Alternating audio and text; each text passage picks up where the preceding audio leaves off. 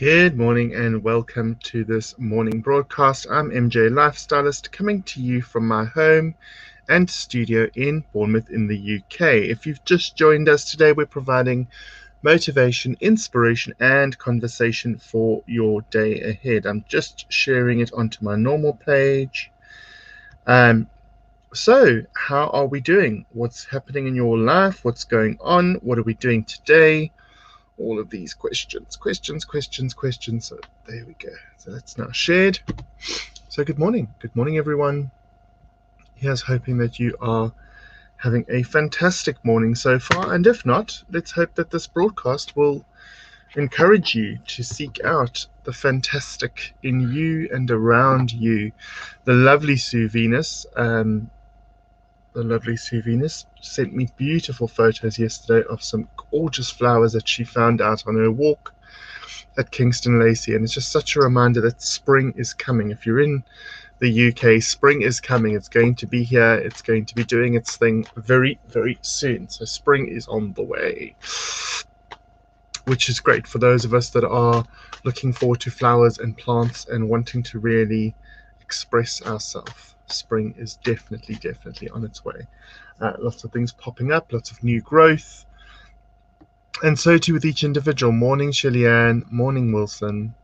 And good morning to you, Jenny. If you and Karen. Good morning, Karen. How are you? Morning. And it's in bulk today. Yes, it is. It is in bulk today. I often forget the times of the year, the different celebrations. If you've just joined us, don't forget we need to see the 3 things that you are grateful for today. When we start our day in an attitude of gratitude, we really start as we mean to go on. So, what 3 things are you grateful for this morning as you're here with us? What 3 things instantly can you think of that you are grateful for this morning in being here with us on this broadcast? Please type them up, share them on the page, and let's get chatting.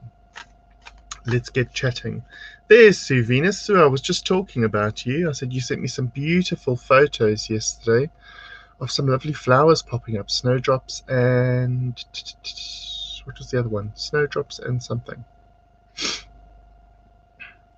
First day of spring. Oh. Can't wait. It's weird because in my head, December, January, February are all winter. March, April, May are spring. But, I'm just trying to conform to, I'll take it if it's the first day of spring. If it's the first day of spring, according to you guys, I'll take it because it means winter is over. And isn't that lovely? So we're going to do some cards, we're going to do some chat, we're going to have some conversation. Lots of sensitivity at the moment. I myself have been incredibly sensitive lately to energy, to people, to responses, to the fact that the responses aren't always what we expect them to be, and I think there's a lot to be said for that. So I'll say it again. The responses aren't always what we expect them to be, and there's a clue in that. The clue is we shouldn't be expecting people to do anything, really. Because if you don't expect someone to behave a certain way and you don't expect them to respond a certain way, then they won't let you down because you're not placing an expectation on them. But nevertheless, sensitive to all kinds of things like that. I've been super sensitive to my energy and just really wanting to honor that and to work with that as we move forward. I've had tremendous support from you guys and from special friends like Shelley-Ann and Wilson, who have just embraced everything, really. But yeah, it's been a tough couple of weeks, and I think it's got a lot to do with the fact that we're also in Mercury retrograde at the moment, which means all communication is a bit messed up. All technical things are a bit disjointed, and it's really important to recognize that too.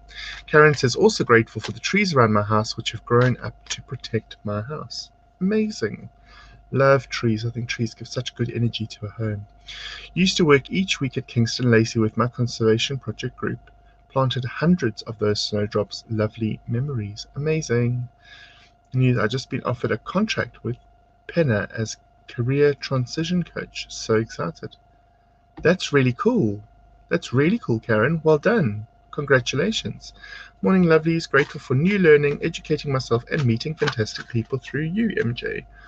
Oh, bless you. Bless you, bless you, bless you. And Mia. Your daughter's too cute, man. She's too sweet. Morning, Han and Bella. Grateful for great end of year discussion at work, my radio, and my health. Radio. Now, that's something that I just feel is so underrated. The radio, because, you know, that just... I used to live with listening to the radio in my office, and currently I don't, but I've re-employed the Alexa, and I've got her to do all sorts of things. You know, you forget from time to time, but she's so useful to have because she does alarms and reminders and plays exactly what music you want her to play. And I've just discovered she can do the karaoke tracks as well. I discovered that late last night. So we can do that. So I can actually plan all my music through her. Today I'm grateful for love, life, and my lovely friends and family. Ooh, and in bulk. Ooh.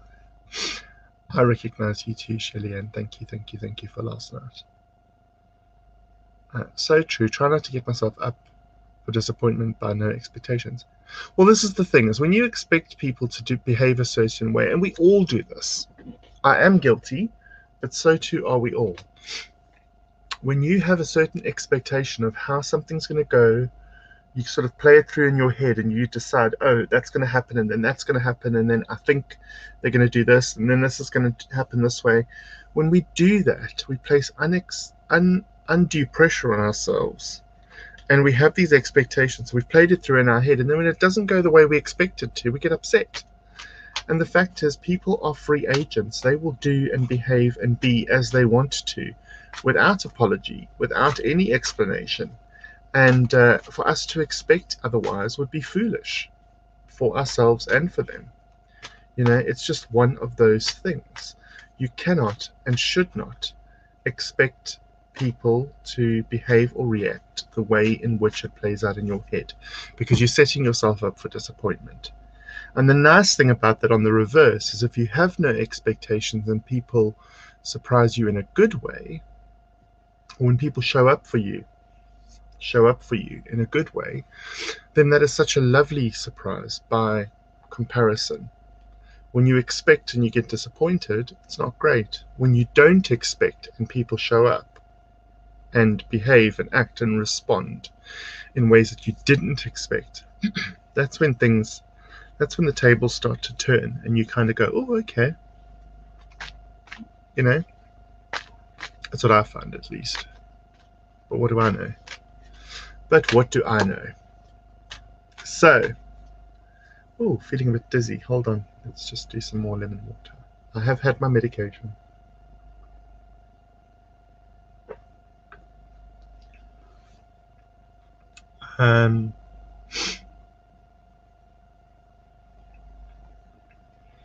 Grateful for internet connections, lots of happy memories, and my improving health.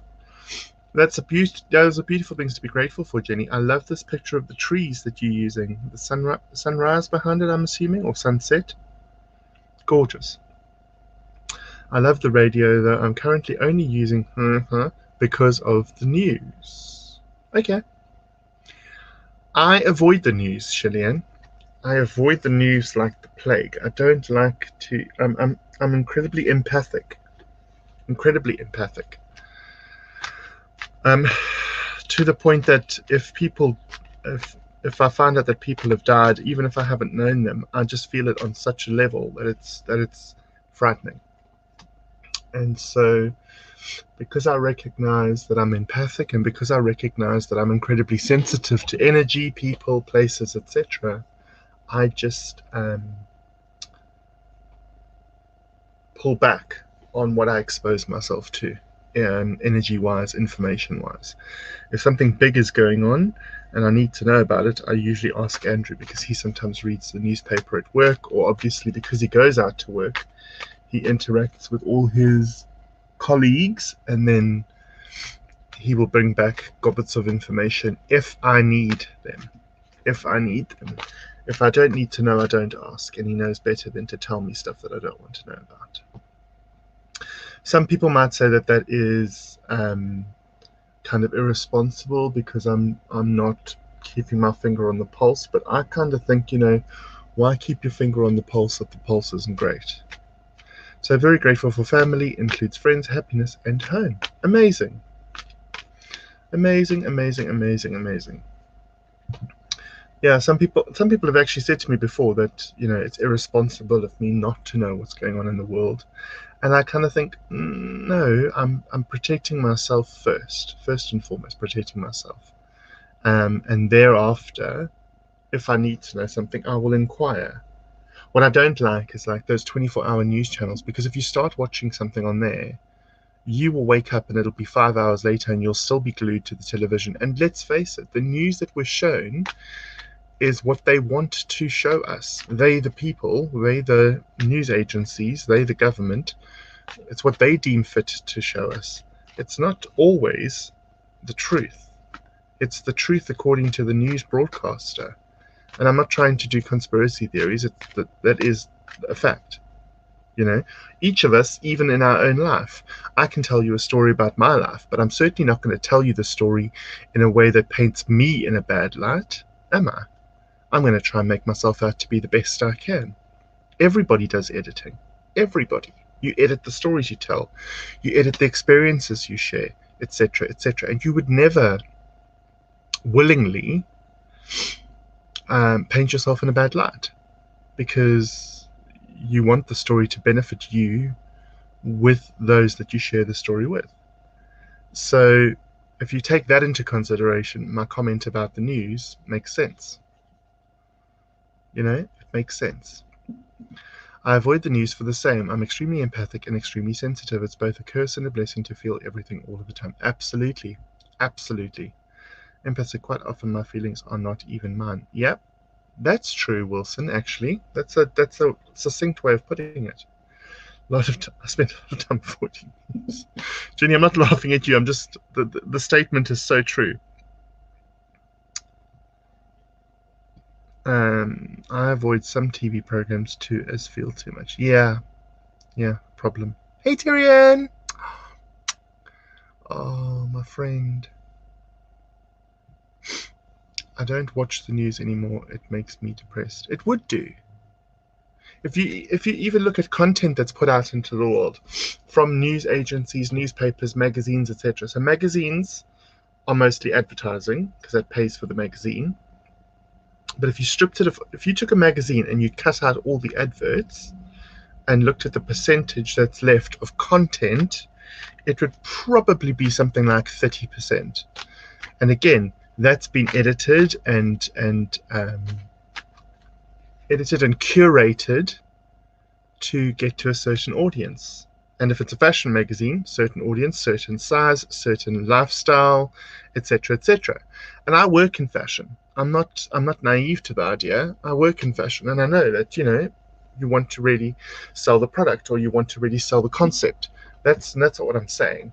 But it's all edited and altered to suit the brand, or to suit the magazine, or to suit the fashion house. So there's that. And the fact is, even that, the fashion industry will use. So let's talk about. So if we look at COVID, right? COVID happens. All of a sudden, the whole world goes into a frenzy. The whole world has to wear masks, visors, etc. What does fashion do? They start creating diamante masks with different patterns on, masks to suit your outfits, because all of a sudden, rather than a life-saving tool, it's become a fashion piece. Think about it. I have a leopard print mask that Neats sent me. It's gorgeous.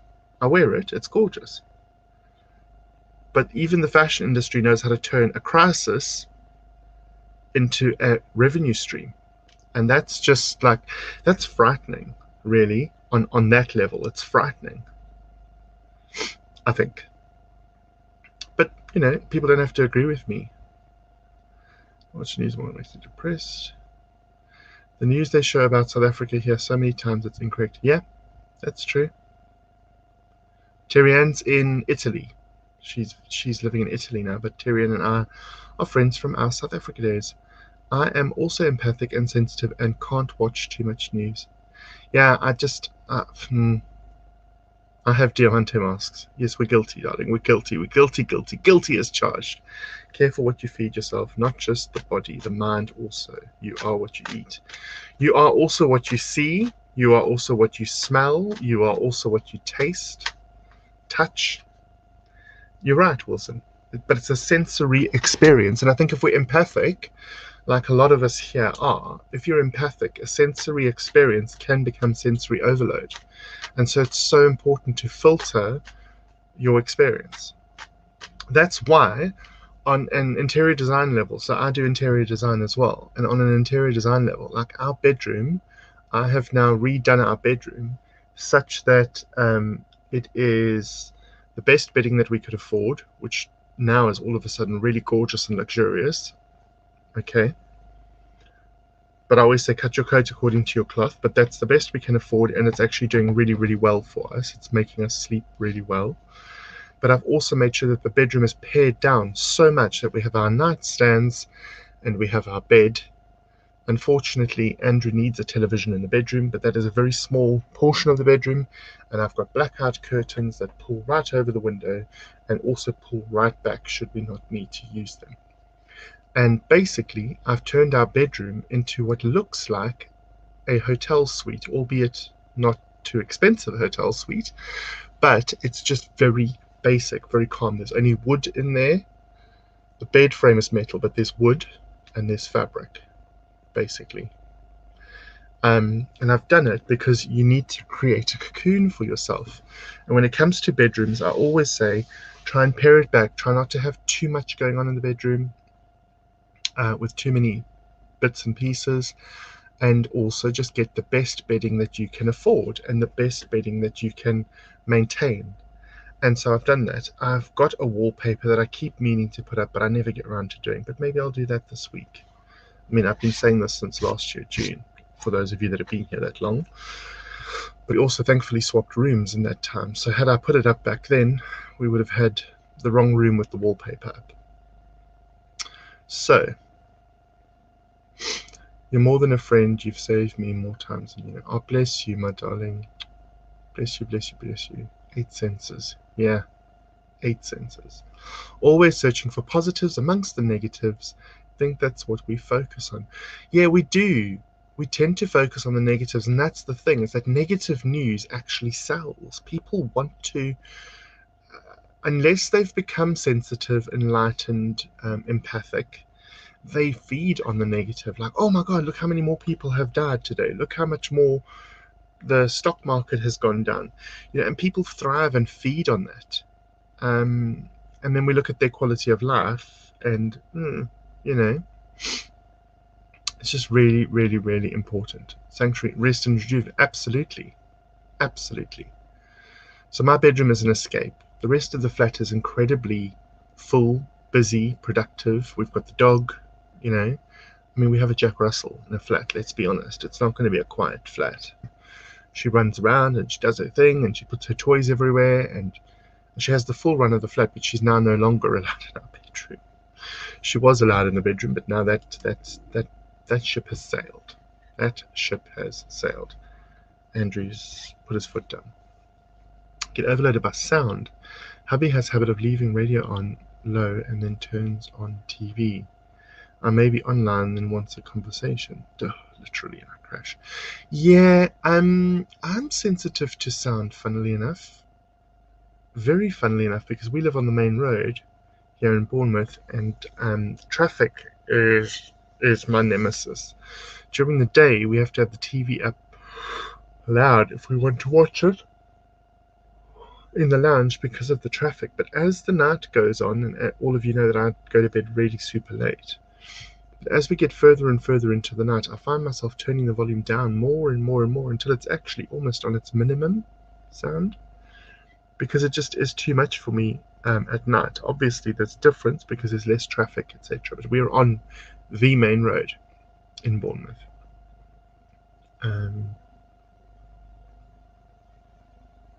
Yeah. I have to share a bedroom with Wilma, so not as tranquil as I would like. Thank you for making me laugh, my friend. Thank you for making me laugh.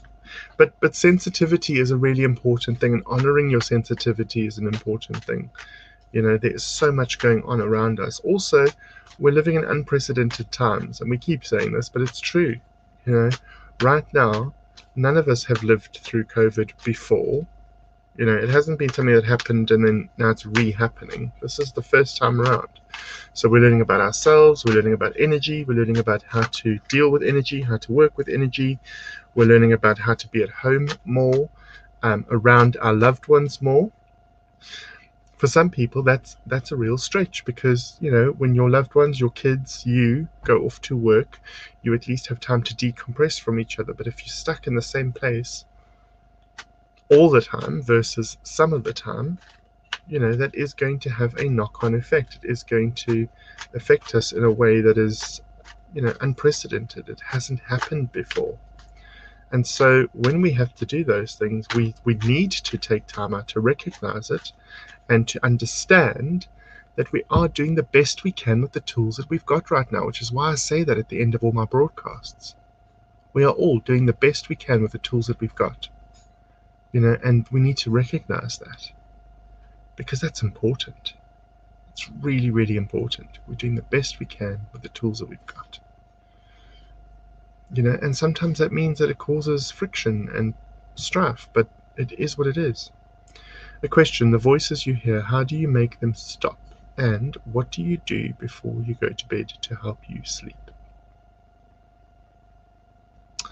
So I don't hear voices. I get, so for me, Terry, I get feelings or knowings. So I feel this or I know this. But I know what you mean about voices because sometimes I will hear an indication. For me, as a medium, as an intuitive, I make very clear lines in the sand. And I say in the sand because sometimes they do need to shuffle a bit. They're not like carved in, they're kind of drawn. So for me, I decide when I'm working and when I'm open to information, voices, knowings, feelings, etc., and when I'm not working. Right now, because of the situation we're in, if I'm in this room, in this spare room with the door closed, I'm here to work. And so I'm open and I'm receptive to information coming in my working world. When I open the door, Terry-Ann, and I leave this room and go into the rest of the flat, so the lounge, kitchen, hallway, stairs, bathroom, our bedroom, I'm not working. So I ask Spirit not to communicate unless I'm in this room. So my clear line in the sand is, this is work, and this is when I'm open to receive and being receptive and being creative as well, because I do all my drag stuff here, I do all my sewing in here. It's also our dressing room. You know, I've managed to turn this little tiny spare room into multiple use room. When I'm in here, I'm here to work, I'm here to be open to Spirit, I'm here to receive information, messages, etc. When I'm out of this room, when the door opens and I leave this room, I leave all of that in the room. So I always say we are Spirit having a human experience. And so in that, you've got to draw defining lines between when you are working with Spirit, not for Spirit, with Spirit, and when you are actually having your human experience. And so anything outside of this room for me is human. Anything within this room for me is spiritual, creative, work-related. I had to do that because for a time, as most of you know, I was working in the lounge. But then, of course, the line was very muddied because I was working there and then stopping work and then trying to relax and enjoy my evening with my husband or the dog. And so there was no clear defining line. Now it's finite. It's in the room is work, creative, spiritual, etc. out of the room is my human existence. And then what do I do before I go to bed to help me sleep? I do a weird thing. I actually will play through my entire day.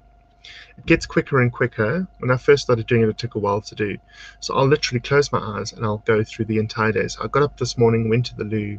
So for this morning, got up this morning, drank my lemon water, went to the loo, put the kettle on, did my injection while the kettle was on, prepared my coffee, went through to the lounge, drank my coffee with my meds, chatted to Andrew a bit, went back to the bathroom to go and wash my face and make myself look a little bit more presentable, put a load of washing on, made myself another lemon water for here, came through to here, switched all the lights on, switched the computer on, closed the door, and then started the broadcast. So those are all the things I've done today, right? But I'll do that at night, and the more you practice it, the quicker it becomes. So you can almost blink and then you can kind of, so basically I recap my day. And if there's things in my day that I believe that I've done wrong, or that I think I need to maybe, like, oh, maybe tomorrow I need to go back to Terry Ann and explain to her what I meant, or whatever, or I think I was a bit harsh with what I said here, or etc. So I'll play through my day, figure it out, and then once you've played through your day, you've got nothing else consuming your mind, in theory. And so then I will take myself off to bed, but I'll also go to bed at 2 in the morning, remember guys, and I'll wake up at 9. So I have 7 hours sleep a night. And traditionally, I go to bed at 2 and wake up at 9. Last night, I went to bed at 1 o'clock this morning and woke up at 9. So I had 8 hours. But I needed it. But that's what I do. So I will process my day, then I'll take myself off to bed. I also try to, sort of half an hour before I decide I'm going to bed, I'll turn off the TV and try to sort of wind down before I go to bed. So by the time I go to bed, I'm just like head on pillow and out. Because otherwise, if I move around too much, it's going to disturb Andrew, which isn't great. So when you hear or feel something bad going to happen, how do you stop it so it doesn't happen? I don't. I know what you're talking about because you've shared with me. So here's the thing: we're all spirit having a human experience, and we can all. Destiny is only destiny because it's decided, but we can actually change anything because we can choose. At each point in our lives, we can choose to go left or right. You know, if it's that Matrix thing, the red pill or the blue pill, whatever it was. So even though things might seem definite and decided, and you can see that this is going to happen and it's going to have a disastrous effect, it doesn't mean that it has to happen. Going to happen means it's intended. Has to happen means it's finite. And so at any point in life, you can choose how you respond to things. Response is more important than reaction. And so sometimes we're in a position where we can afford to respond to things better because we have more information. So I don't know about stopping it, but I do know that we can avoid it. You can avoid it and therein maybe stop it. But there's a process by which you would work, so that you would understand and know what is intended to happen, and then you can tailor your response to it. So maybe that you take a detour, or maybe you do things differently or respond differently to it. Imagine you have a gut instinct telling you don't do something. You would go with it, hence stops the bad thing maybe happening. Yeah, sometimes that does happen. Sometimes as a precursor or a warning, you will have a gut feeling that, oh, if I do that, it feels like something bad. You know, like sometimes we are on a road driving, or as a passenger in my case, and we have this urge to detour. We don't know why, but we decide we're going to go down this road instead of carrying on. And then later on that night, you find out that an accident happened at the time that you would have been at that intersection. It's kind of like that. That's what Wilson's talking about. You have that gut instinct to do something. And if you go with it, I always say your gut will never lead you wrong. Your gut, your instinct, your pull will never lead you wrong. It is finely tuned to you. The problem is we let our heads get in the way. And your gut and your head are two different things entirely. Your head is where your ego is. It's where all of that is that will kind of try and dissuade you from doing what you feel to be true, what you feel to be important, what you feel to be necessary. Thank you. I need to be stricter where I work with spirit. Yes. probably would help my sleep patterns. Yes. It's really, really important to define where your workspace is and where your human space is, especially if you're working with spirit, which is why it's ideal to have a shop or a studio or a therapy room. It's a space that's dedicated for that work, and all other activity in your life therefore doesn't cohabit with that space. Having said that, I've just said I'm sharing this room with our dressing room, I'm sharing it with my creative space, my sewing, etc. So sometimes the lines do get blurred for me, but I'm quite disciplined in making sure I bring the space back to code regularly. So at the moment I've got 6 books that are spiritual books from the library in the lounge, because that's where they are, that need to go back to the library in the lounge because they don't belong in here, even though they're spiritual. They belong in the library. So I try and move things back to where they came from. Everything has a place. I do that, play through the day, then I can't sleep because I feel horrible and can't sleep, averaging on 4 hours sleep a night. That's not good for you, Terry Ann. Not good at all. I'm very well, thank you, Steve. So I just think, Terry Ann, I'll give you some other techniques, Terry Ann. Your voice is very soothing for someone that has had to get up at 10 a.m. when going to bed at 3. Stevie, you and I need a chat again soon, I feel. We need a little catch-up. Jot down any negative, worrying, upsetting, what you're not happy with thoughts, then let them go. I can advise you with sleep techniques if you would. I have supported another person who joins these lives, and that person is benefiting. That's true, Terry Ann. Why don't I hook you and Shelley? Terry Ann and Shelley Ann, why don't I hook the two of you up, and Shelley can actually give you some advice, which would really help you, Terry. I agree with Steve, your voice helps. Okay, I'll do some ASMR stuff for you guys, shall I? Do you ever feel you need to contact someone and give them a message? Yes, and I avoid that. So what I would do, Terry Wright, here's the thing. If someone, so the way my ethics work, the way my morals work when I'm working, if someone comes to me for a reading or for a message, etc., or if someone phones me or gets hold of me and says, I really need your help, XYZ is going on, then I will kick in and do my thing. But if I'm sitting here going, oh, Terry Wright needs, oh, okay, I don't know what's going on, but Terry Wright, blah, blah, blah, blah. If I'm like constantly thinking about you, Terry, right, what I would do at absolute maximum is I would send you a message saying, hey there, I've been thinking about you lately. Hope everything's okay with you. Let me know if I can help with anything. MJ. So what I'm doing is I am making the person aware that I'm thinking of them, but that the ball's in their court to ask. So my ethics and morals suggest that I will only work if I'm asked. I don't automatically just start feeding people information, because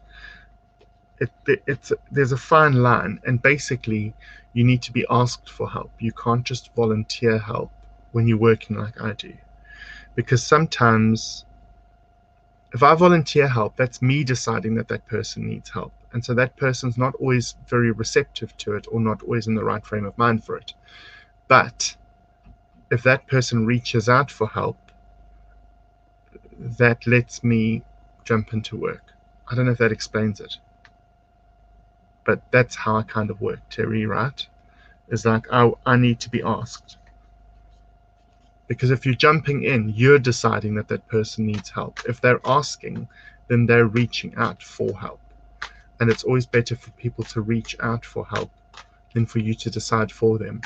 But as I said, if I have an inclination that I need to work with someone or that they need me, I will often lend an extending hand and say, hey there, been thinking about you, what's going on in your life, da da da da.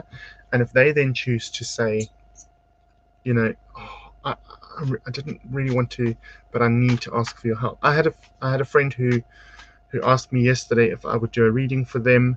I said I would, but that I wasn't able to do it yesterday because A, Monday is my day off with Andrew. B, I just wasn't feeling like work yesterday. Like I wasn't feeling I'd give my best to my work. So I volunteered that I'd be available today at 11.